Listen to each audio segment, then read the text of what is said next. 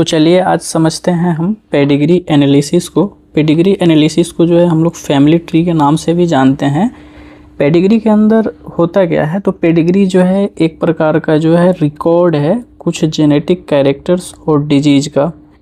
कुछ genetic characters जैसे कि आई कलर, ईयर लोब, इन सब के लिए जो है हम पेडिग्री बना सकते हैं। मतलब कुछ जेनेटिक कैरेक्टर्स के लिए भी हम पेडिग्री बना सकते हैं, जैसे कि आई colour, ear lobe, right handed या लेफ्ट हैंडेड पर्सन के लिए भी हम पेडिग्री बना सकते हैं। और आप लोग तो जानते ही होंगे कि डिजीज़ के लिए भी हम पेडिग्री बना सकते हैं। पेडिग्री बनाने के लिए जो है मिनिमम जो है 2 जनरेशन तो लगता ही है। मतलब एक जनरेशन से हम पेडिग्री नहीं बना सकते हैं, मिनिमम 2 जनरेशन या उससे ज़्यादा जनरेशन लगता है पेडिग्री को बनाने के लिए किसी फैमिली में। आगे बात किया जाए तो इसको रिप्रेजेंट करने के लिए जो है कुछ स्पेसिफिक सिंबल बनाए गए हैं। ये सिंबल जो है वो यूनिवर्सल होते हैं। ऐसा नहीं है कि आप इसको, जैसे कि ये जो है रेक्टेंगल नहीं है, ये जो है स्क्वायर है, तो एक बिना शेड वाला, बिना कलर वाला स्क्वायर से जो है हम नॉर्मल मेल को दिखाते हैं। तो आप ऐसा नहीं कर सकते हैं कि इस जो है सर्कल को जो है बिना शेड वाले सर्कल को मेल मान ले, तो ये यूनिवर्सल है। जैसे कि ये सिंपल सर्कल होगा बिना कलर वाला, बिना शेड वाला, तो इसको हम लोग नॉर्मल फीमेल मानते। और अगर हमारा ये स्क्वायर जो है अगर हाफ शेडेड होगा तो इसको जो है हम लोग कैरियर या फिर हेट्रोजाइगस मेल बोलते हैं। और ये जो है सिर्फ और सिर्फ ऑटोसोमल रिसेसिव में देखने को मिलता है। तो कैरियर मेल जो है सिर्फ ऑटोसोमल रिसेसिव डिजीज टाइप में ही देखने को मिलता है, इसलिए जो है इस यहाँ पे हमने इसको ऑटोसोमल रिसेसिव लिख दिया है। फिर अगर स्क्वायर जो है पूरी तरह से शेडेड हो तो इसको जो है अफेक्टेड मेल बोला जाता है। और अगर हमारा सर्कल जो है हाफ शेडेड हो तो इसको जो है कैरियर फीमेल बोला जाता है। और ये जो है ऑटोसोमल रिसेसिव डिजीज में देखने को मिलता है, इसलिए यहाँ पे हमने इसको लिख दिया है। और अगर जो है इस सर्कल पूरी तरह से शेडेड हो या कलर हो तो ये जो है अफेक्टेड फीमेल को जो है दिखाता है। और अगर जो है सर्कल के बीच में एक डॉट हो तो ये जो है हेट्रोजाइगस या फिर कैरियर फीमेल को दिखाता है, जो कि एक एक्स लिंक्ड रिसेसिव डिजीज है। मतलब एक्स लिंक्ड रिसेसिव डिजीज वाले कैरियर फीमेल को जो है हम इस सिंबल से दिखाते हैं। और ऑटोसोमल रिसेसिव वाली फीमेल को जो है हम इस सर्कल को हाफ शेड करके दिखाते हैं। और अगर जो है ऐसे स्क्वायर के अंदर जो है ऐसे कट लगा हुआ हो तो डेथ को सूचित करता है कि वो जो है मर चुका है बच्चा। और ऐसे दिखाया जाए तो ये भी फीमेल फीटस के डेथ को दिखाता है। आगे जो है अगर ऐसा सिंबल बना है तो ये जो है एवॉर्सन या फिर स्टील बर्थ को दिखाता है। मतलब कि कोई बच्चा जो है अगर यूट्रस के अंदर यानी बच्चेदानी के अंदर ही मर के पैदा हुआ हो तो उसको ऐसे दिखाया जाता है। यहाँ पे बच्चे का सेक्स जो है नहीं पता पड़ता है। और अगर जो है स्क्वायर के साथ एक सर्कल को जो है बीच से ऐसे जोड़ के दिखाया जाए तो ये मैरिज या मैटिंग को दिखाता है। और यही स्क्वायर और सर्कल के बीच में डबल लाइन हो ऐसे तो ये मैरिज बिटवीन क्लोज रिलेटिव दिखाता है। मतलब कि इसको कॉन्सेंजीनियस मैरिज भी बोलते हैं। और अगर 2 स्क्वायर को जो है ऐसे जोड़ के दिखाया जाए और 2 सर्कल को जो है ऐसे जोड़ के दिखाया जाए तो ये जो है मोनोजाइगोटिक आइडेंटिकल ट्विंस को जो है दिखाता है।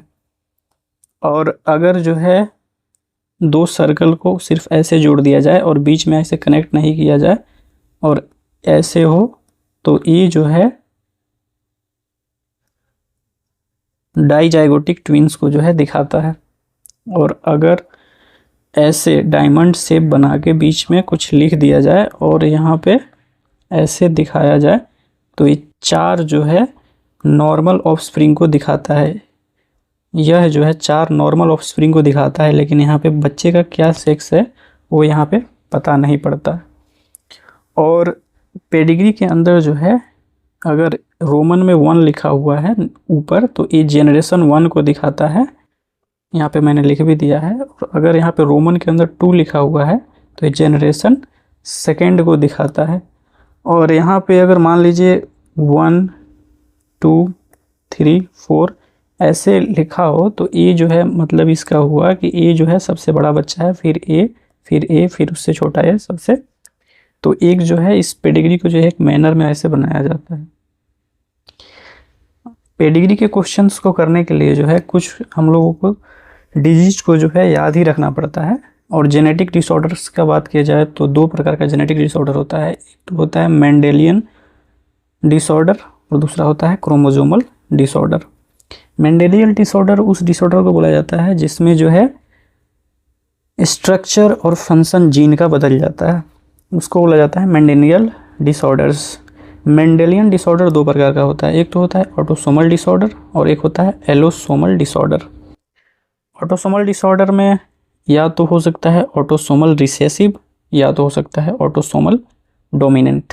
और ऑटोसोमल डिसऑर्डर के अंदर जो है या तो हो सकता है एक्स लिंक्ड रिसेसिव या फिर एक्स लिंक्ड डोमिनेंट। और क्रोमोसोमल डिसऑर्डर का मतलब होता है कि क्रोमोसोम के नंबर में अगर चेंज होने के कारण जो है कोई डिजीज उत्पन्न हो जाता है तो उसको हम लोग क्रोमोसोमल डिसऑर्डर बोलते हैं। अभी लिख भी दिया है मैंने कि change in number of chromosome is known as chromosomal disorder. और हम सबसे पहले अगर हम पढ़ें इसको ऑटोसोमल रिसेसिव डिजीज का कौन कौन से एग्जाम्पल हैं जिसको हमको याद रखना है, तो हमको याद रखना है सिकल सेल एनीमिया, ये ऑटोसोमल रिसेसिव डिजीज है। फिर है थैलेसीमिया, ये भी ऑटोसोमल रिसेसिव डिजीज है। फिर है एल्बिनिज्म, ये भी ऑटोसोमल रिसेसिव डिजीज है। और ये फिनाइलकीटोन्यूरिया, ये भी ऑटोसोमल रिसेसिव डिजीज है। और एक और याद रखना है हम लोग को क्लेडियस्टिक फाइब्रोसिस और एक एल्केप्टिन्यूरिया। तो इतने सारे ऑटोसोमल रिसेसिव डिजीज हैं जिनको हमको याद रखना है। इसमें से इम्पोर्टेंट है थैलेसीमिया और सिस्टिक फाइब्रोसिस। फिर है autosomal dominant disease. Autosomal dominant disease का एग्जांपल है मायोट्रोफिक डिस्ट्रोफी और पॉलीडेक्टाइली। पॉलीडेक्टाइली का मतलब है कि जब हमारे फिंगर में 5 फिंगर्स से ज़्यादा फिंगर्स हो जाए, 6 फिंगर हो जाए, तो उसको हम लोग पॉलीडेक्टाइली बोलते हैं। तो ये जो है ऑटोसोमल रिसेसिव और ऑटोसोमल डोमिनेंट डिजीज़ हैं जिसको कुछ याद रखना है। फिर अगर एक्स लिंक्ड रिसेसिव डिजीज का बात किया जाए तो उसमें आता है हीमोफीलिया, कलर ब्लाइंडनेस और डीएमडी यानी कि Duchenne's muscular dystrophy. X linked dominant disease का जो है एग्जांपल है स्यूडो रिकेट्स, जिसको हम लोग विटामिन डी रेसिस्टेंट रिकेट्स भी बोलते हैं। आगे एक क्वेश्चन दिया हुआ है, बोल रहा है कि गिवन पेडिग्री जो है मतलब ये पेडिग्री जो है बिलोंग करता है सिस्टिक फाइब्रोसिस से। सिस्टिक फाइब्रोसिस से पेडिग्री बिलोंग करता है तो बोल रहा है कि राइट डाउन कीजिए जीनोटाइप ऑल मेंबर्स का, मतलब सारे मेंबर्स का जो है जीनोटाइप पूछ रहा है हमसे। तो हम लोगों को पता है कि ये जो सिस्टिक फाइब्रोसिस है वो जो है किस डिजीज से बिलोंग करता है, किस ग्रुप से, तो ऑटोसोमल रिसेसिव ग्रुप से बिलोंग करता है सिस्टिक फाइब्रोसिस यहाँ पे है। और यहाँ पे ऑटोसोमल रिसेसिव कहने का मतलब ये है कि यहाँ पे कैपिटल ए वाला जो है नॉर्मल होगा और कैपिटल ए स्मॉल ए वाला जो है नॉर्मल ए भी होगा लेकिन कैरियर होगा। और स्मॉल ए वाला जो है वो डिजीज्ड होगा। तो यहाँ से ये पता चल रहा है कि वो जो सिस्टिक फाइब्रोसिस डिजीज है वो ऑटोसोमल रिसेसिव है, इसलिए जो है इसमें ए वाला केस जो है लगेगा। अब हमको ये दिया हुआ है पेडिग्री और बोल रहा है इसका जो है जीनोटाइप सारे मेंबर का फाइंड कीजिए। तो ये जो है नॉर्मल फीमेल है तो यहाँ जो है ये हो सकता है कैपिटल ए या फिर कैपिटल ए स्मॉल ए। और यहाँ पे ये मेल है तो इसका हो सकता है कैपिटल ए या फिर कैपिटल ए स्मॉल ए। और यहाँ पे एक डिजीज ऑफस्प्रिंग दिख रहा है, तो डिजीज ऑफस्प्रिंग होने के लिए जो है चाइल्ड के अंदर जो है स्मॉल ए तो होना ही चाहिए। अगर यहाँ पे कैपिटल ए होगा तो चाइल्ड कभी भी स्मॉल ए नहीं होगा, इसलिए जो है यहाँ पे जो है ए वाला जो है नहीं होगा पेरेंट का जीनोटाइप।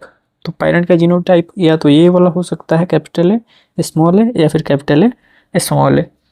और यहाँ पे अगर देखा जाए तो पेरेंट्स से अगर फीमेल से अगर कैपिटल ए आए और यहाँ मेल पेरेंट के पास से भी कैपिटल ए आए तो चाइल्ड के अंदर ए कॉम्बिनेशन भी हो सकता है, या फिर यहाँ से कैपिटल ए आए और यहाँ से स्मॉल ए आए तो ए भी कॉम्बिनेशन हो सकता है। और इसका एग्जैक्ट कॉम्बिनेशन क्या होगा ये हम नहीं बता सकते हैं जब तक इसका जो है फर्दर बच्चा पैदा नहीं हो जाए। और इसका भी देखा जाए तो इसका भी दोनों हो सकता है, या तो हो सकता है कैपिटल ए या फिर कैपिटल ए स्मॉल ए हो सकता है। इसका तो कंफर्म ही है। यहाँ पे इस चाइल्ड का देखा जाए, इस चाइल्ड का, तो इस चाइल्ड का अगर देखा जाए तो यहाँ पे इसका जो है हम बता सकते हैं कि क्या होगा। पहले इसका लिख लेते हैं कैपिटल ए स्मॉल ए, और इसका तो होगा स्मॉल ए। अब यहाँ जो है ए वाला कॉम्बिनेशन नहीं होगा क्योंकि यहाँ पे एक स्मॉल ए होना ही चाहिए ताकि इस बच्चे में जो है स्मॉल ए आए, तो यहाँ पे ए वाला कॉम्बिनेशन हो जाएगा। और फिर यहाँ स्मॉल ए, और फिर इसका देखा जाए तो इसका दोनों हो सकता है, कैपिटल ए स्मॉल ए, नहीं इसका सिर्फ कैपिटल ए स्मॉल ए ही हो सकता है क्योंकि यहाँ से कैपिटल ए आएगा और यहाँ से स्मॉल ए आएगा, और स्मॉल ए तो हो नहीं सकता है क्योंकि ये जो है नॉर्मल है। आगे पेडिग्री दिया हुआ है और बोल रहा है हमसे कि गिवन पेडिग्री बिलोंग्स टू पॉलीडक्टाइली, और पॉलीडक्टाइली हम लोगों को पता है कि ये जो है ऑटोसोमल डोमिनेंट डिजीज है। और ऑटोसोमल डोमिनेंट है मतलब कि कैपिटल ए डिजीज्ड होगा और कैपिटल ए स्मॉल ए भी डिजीज्ड होगा, और स्मॉल ए वाला जो है नॉर्मल होगा। तो हम लोग को जो है याद होना चाहिए कि कौन सा डिजीज किसके अंदर आता है।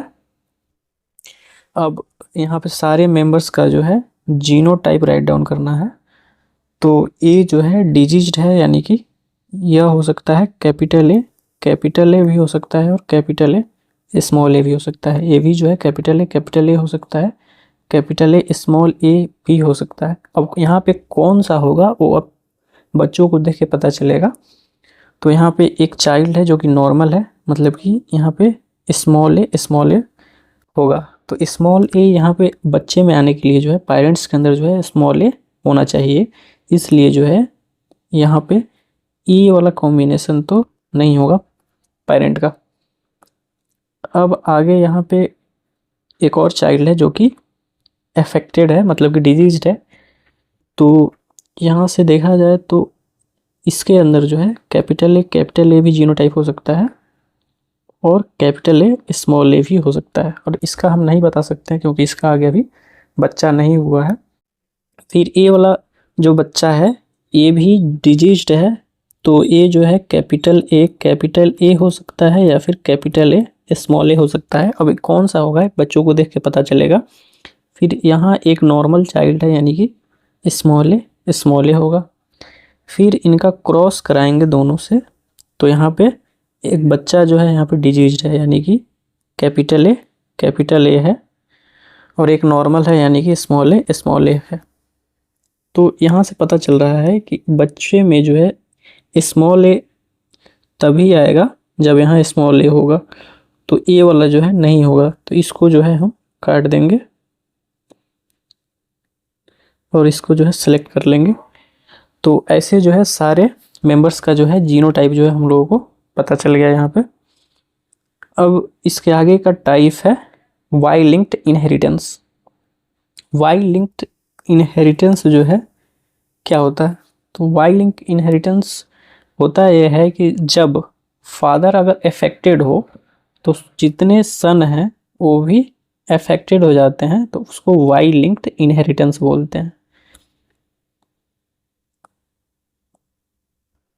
वाई लिंक्ड इनहेरिटेंस इसका एग्जाम्पल है, एक तो है हाइपरट्राइकोसिस का मतलब होता है कि excess hair on ear pinna. Ear pinna के ऊपर जो है अगर ज़्यादा हेयर है तो उसको हाइपोट्राइकोसिस बोलते हैं, जो कि एक वाई लिंक्ड इनहेरिटेंस है। तो इस पेडिग्री में दिखाया गया है नीचे आपको, जैसे कि यहाँ पे फादर जो है अफेक्टेड है, तो यहाँ देखिए सन भी अफेक्टेड है सब। इस नीचे वाले में देखिए, नीचे वाले जनरेशन में कि यहाँ फादर अफेक्टेड है तो यहाँ भी सन जो है अफेक्टेड है। इसमें भी देख सकते हैं यहाँ पे फादर अफेक्टेड है तो सन अफेक्टेड है दोनों। तो ये जो है वाई लिंक्ड इनहेरिटेंस का एग्जाम्पल है, ए पेडिग्री। फिर आगे है साइटोप्लाज्मिक इनहेरिटेंस। साइटोप्लाज्मिक इनहेरिटेंस वैसा इनहेरिटेंस होता है जिसमें अगर मदर अफेक्टेड हो तो जितने भी ऑफस्प्रिंग हैं सारे अफेक्टेड होते हैं। जैसे कि यहाँ पे मदर जो है डिजीज्ड है तो यहाँ पे सारे जो है बच्चे जो हैं डिजीज्ड हैं। तो ये जो है साइटोप्लाज्मिक इनहेरिटेंस का एग्जाम्पल है। उसके बाद आता है रिजेक्शन मेथड। इसका हम लोग उपयोग तब करते हैं जब हमको क्वेश्चन को जो है तेज़ी में सॉल्व करना होता है, टाइम बचाना होता है। तो रिजेक्शन मेथड को करने के लिए जो है, उपयोग करने के लिए जो है कुछ स्टेप है। सबसे पहला स्टेप क्या है कि अगर दोनों पेरेंट्स नॉर्मल हो और अगर कोई बच्चा जो है अफेक्टेड हो तो जो है डिजीज जो है ऑटोसोमल डोमिनेंट और एक्स लिंक्ड डोमिनेंट पॉसिबल नहीं हो सकता है। सबसे पहला रूल है, स्टेप है कि ऐसे करना है। जैसे कि मान लीजिए दोनों पेरेंट्स जो है यहाँ पे नॉर्मल है और कोई ऑफस्प्रिंग, मतलब मान लीजिए इसमें से कोई भी, मतलब एक ऑफस्प्रिंग अगर अफेक्टेड है, जैसे कि ए अफेक्टेड है तो यहाँ पे ये ऑटोसोमल डोमिनेंट या एक्स लिंक्ड डोमिनेंट नहीं होगा डिजीज इन बच्चों के अंदर। सिंपल सा। स्टेप नंबर 2 है कि अगर दोनों पेरेंट्स अफेक्टेड हो, बोथ पेरेंट अफेक्टेड हो और एनी वन चाइल्ड नॉर्मल हो, कोई भी एक बच्चा जो है नॉर्मल हो, तो ऑटोसोमल रिसेसिव और एक्स लिंक्ड रिसेसिव पॉसिबल नहीं है। ये जो है सेकेंड स्टेप है। और अगर फर्स्ट स्टेप और सेकेंड स्टेप नहीं लग पाता है तो ऑटोसोमल रिसेसिव या फिर ऑटोसोमल डोमिनेंट पॉसिबल हो जाएगा। फिर स्टेप 3 क्या है कि अगर फादर नॉर्मल हो और डॉटर अफेक्टेड हो, यहाँ पे फादर नॉर्मल हो, डॉटर अफेक्टेड हो या फिर मदर अफेक्टेड हो, सन जो है नॉर्मल हो, तो एक्स लिंक्ड रिसेसिव पॉसिबल नहीं है। अगर फिर से एक फादर अगर नॉर्मल हो, डॉटर अफेक्टेड हो या फिर मदर अफेक्टेड हो, सन नॉर्मल हो, तो एक्स लिंक्ड रिसेसिव पॉसिबल नहीं है। अगर ये थर्ड स्टेप जो है नहीं अप्लाई होता है तभी जो है एक्स लिंक्ड रिसेसिव पॉसिबल है। जैसे कि इसके ऊपर क्वेश्चन है कि यहाँ पे जो है पेरेंट्स जो है यहाँ पे देखा जाए तो फादर जो है यहाँ पे नॉर्मल है, यहाँ पे फादर जो है नॉर्मल है और यहाँ पे डॉटर जो है यहाँ पे डॉटर अफेक्टेड है। फादर नॉर्मल है, डॉटर अफेक्टेड है, तो यहाँ पे सिंपली जो है इसके अंदर जो है हम जो यहाँ पे एक्स लिंक्ड रिसेसिव है ये नहीं हो सकता है, इसको काट देंगे। तो यहाँ पे एक्स लिंक्ड रिसेसिव वाला तो नहीं होगा, ये हम समझ गए हैं। फिर आगे देखा जाए तो ये दोनों पेरेंट्स अगर नॉर्मल हो और एक चाइल्ड अफेक्टेड हो, कोई एक चाइल्ड अफेक्टेड हो, तो उस केस में जो है हमारा फर्स्ट स्टेप लग जाएगा। फर्स्ट स्टेप यहाँ पे ऑटोसोमल डोमिनेंट और एक्स लिंक्ड डोमिनेंट दोनों नहीं हो सकता है, तो इसको काट देंगे। एक्स लिंक्ड डोमिनेंट और ऑटोसोमल डोमिनेंट नहीं होगा, तो अपने आप जो है हमारा आंसर ऑटोसोमल रिसेसिव जो है इसका आंसर आ गया। तो कुछ ऐसे सॉल्व करना है क्वेश्चन को। क्वेश्चन में जनरली पेडिग्री दे देगा और बोलेगा कि given pedigree is related with which type of disease. तो हमको ऑप्शन में ऑटोसोमल रिसेसिव वाले को टिक कर देना होगा। फिर स्टेप 4 क्या है कि अगर फादर अफेक्टेड हो और डॉटर नॉर्मल हो तो जो है एक्स लिंक्ड डोमिनेंट पॉसिबल नहीं होगा, और अगर मदर नॉर्मल हो और सन अफेक्टेड हो तब भी जो है एक्स लिंक्ड डोमिनेंट पॉसिबल नहीं है। और अगर स्टेप 4 जो है नहीं लगता है तभी जाके जो है एक्स लिंक्ड डोमिनेंट पॉसिबल होगा। जैसे कि इस क्वेश्चन को सॉल्व करना है हमको, सिंपली जो है फर्स्ट स्टेप से शुरू करेंगे कि दोनों पेरेंट्स जो है यहाँ पे नॉर्मल है और कोई एक चाइल्ड जो है यहाँ पे अफेक्टेड है, तो ऑटोसोमल डोमिनेंट और एक्स लिंक्ड डोमिनेंट काट देंगे सबसे पहले। फिर यहाँ पे देखेंगे father normal daughter affected, father normal है और यहाँ पे डॉटर जो है अफेक्टेड है, तो यहाँ पे सिंपली जो है हमारा थर्ड नंबर लग जाएगा। तो एक्स लिंक्ड रिसेसिव वाला जो है यहाँ पे पॉसिबल नहीं होगा, तो एक्स लिंक्ड रिसेसिव इसको काट देंगे। अब बच गया सिर्फ हमारा ऑटोसोमल रिसेसिव, ये आंसर हो जाएगा। क्वेश्चन नंबर 2 क्या बोल रहा है यहाँ पे, इसमें जो है सबसे पहले हम देखेंगे कि यहाँ पे फादर जो है यहाँ पे अफेक्टेड है, फादर अफेक्टेड है और यहाँ पे सन जो है एक नॉर्मल मिल गया, तो 4 नंबर केस लग जाएगा। Father affected daughter normal, father affected daughter normal, तो यहाँ पे जो है एक्स लिंक्ड डोमिनेंट पॉसिबल नहीं है, तो एक्स लिंक्ड डोमिनेंट वाले को सबसे पहले काट देंगे।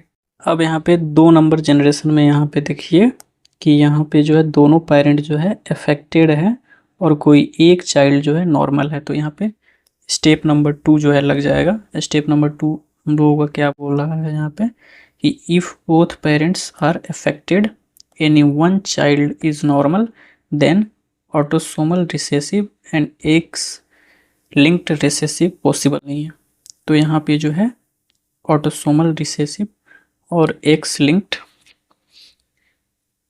ऑटोसोमल रिसेसिव को काट देंगे और एक्स लिंक्ड रिसेसिव को काट देंगे, तो आंसर अपने आप जो है 2 नंबर हो जाएगा ऑटोसोमल डोमिनेंट। यहाँ पे क्वेश्चन बोल रहा है कि with the help of the given pedigree, मतलब इस पेडिग्री के हेल्प से जो है फाइंड आउट कीजिए probability of the birth of child having no disease and being a carrier, मतलब वैसे चाइल्ड को निकालना है जिसके पास डिजीज तो नहीं हो लेकिन वो जो है कैरियर हो, have the disease mutation in one allele of the gene in F3 generation. तो इस क्वेश्चन को सॉल्व करने के लिए जो है हम सिंपल सा कॉन्सेप्ट अप्लाई करेंगे। यहाँ पे जैसे कि अगर ऐसे दिया हो फीमेल को जो है हाफ शेडेड हो या फिर हाफ पेंटेड हो, इस टाइप का फीमेल हो तो उसको भी हम कैरियर फीमेल बोलते हैं। लेकिन ये वाला जो इस टाइप का जो हाफ शेडेड फीमेल के लिए जो दिखाया जाता है वो सिर्फ और सिर्फ ऑटोसोमल रिसेसिव डिजीज के लिए दिखाया जाता है, और जब जो है फीमेल को जो है ऐसे दिखाया जाता है तो ये भी जो है कैरियर फीमेल को दिखाता है, लेकिन ये जो है एक्स लिंक्ड रिसेसिव वाली फीमेल को दिखाता है। और यहाँ इस पेडिग्री में देखें तो ज़्यादातर जो फीमेल है वो एक्स लिंक्ड रिसेसिव वाली फीमेल है, इसलिए जो है ये जो पेडिग्री है एक्स लिंक्ड रिसेसिव वाले डिजीज से जो है बिलोंग करता है, ऐसा देखने को मिल रहा है।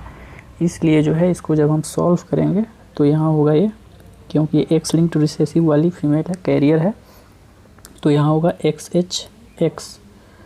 और यहाँ मेल को देखा जाए तो यहाँ मेल जो है यहाँ पे डिजीज्ड है, तो ये होगा XH और Y। अब हम सिंपली जो है इन दोनों का जो है क्रॉस करा देंगे, XHX और XHY। तो इससे जो है अगर हम क्रॉस कराएं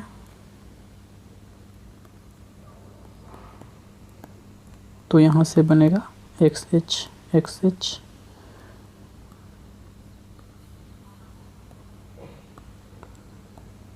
और यहाँ से बनेगा एक्स एच वाई, और यहाँ से बन जाएगा एक्स एच एक्स और एक्स और वाई। और हमसे क्वेश्चन में क्या पूछा था, हमसे क्वेश्चन में यहाँ पे पूछा था फाइंड आउट कीजिए probability for the birth of child having no disease, disease तो नहीं हो लेकिन वो कैरियर हो। तो यहाँ पे देखने को हमको मिल रहा है कि ए वाला तो डिजीज्ड है और ए वाला जो है मेल ऑफस्प्रिंग है, तो ये भी डिजीज्ड है। और यहाँ इसको देखा जाए तो ए नॉर्मल होगा लेकिन कैरियर होगा, और ए जो है नॉर्मल है। तो यहाँ पे हमको एक ही चाइल्ड देखने को मिल रहा है एक्स एच और एक्स, जो कि जिसके पास नो डिजीज बट कैरियर। तो 4 ऑफस्प्रिंग में से एक है, तो 1/4 जो है इसका आंसर हो जाएगा, जो कि ऑप्शन नंबर 2 जो है यहाँ पे दिया हुआ है। तो आई होप आप इसको समझ गए होंगे।